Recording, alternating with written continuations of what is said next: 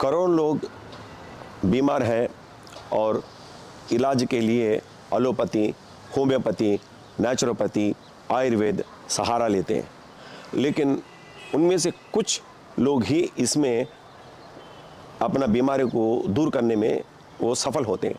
ऐसा क्यों है, ये हमें समझना होगा। जो खास करके मैं बात कर रहा हूँ क्रॉनिक डिसीजेस, जो असाध्य रोग जैसा कैंसर, ऑटोइम्यून डिजार्डर, लिवर सिरोसिस, ऐसा जो भयंकर बीमारियां में है, तो उसमें 1% भी सफल नहीं हो पाते। उसका कारण अभी हम जानते हैं। जैसे जो नॉर्मल व्यक्ति जब जिंदगी में जीता है तो उसमें ऑक्सीजन भरपूर रहता है।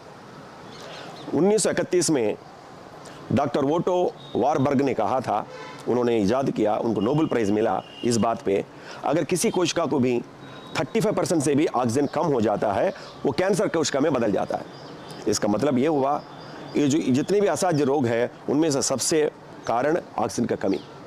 तो उस ऑक्सीजन का कमी होने का कारण क्या है? तो जैसे हमारा जो सिस्टम है, बॉडी सिस्टम, नर्व सिस्टम, और उसमें दो पे चलता है, एक पैरासिम्पैथेटिक और दूसरा सिंपैथेटिक।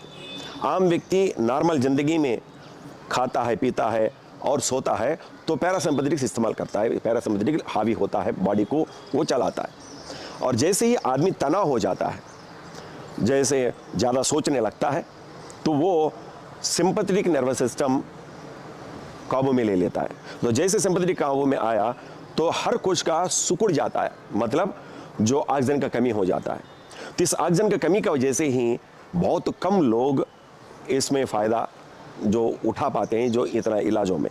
तो कहने का मतलब है कुल मिलाकर के हमारा शरीर के अंदर में कोशिकाओं में ऑक्सीजन का बढ़ाना है, तो इसके लिए इस शिविर में, जो प्रज्ञा वेलनेस रेजिडेंशियल शिविर में हम ये सिखाते हैं, तो पहला मेंटल एटीट्यूड को कैसा बदले, हमारा सोच को कैसा बदले, और हमारे अंदर में सेल्फ जो कॉन्फिडेंस है कैसा बढ़ाए।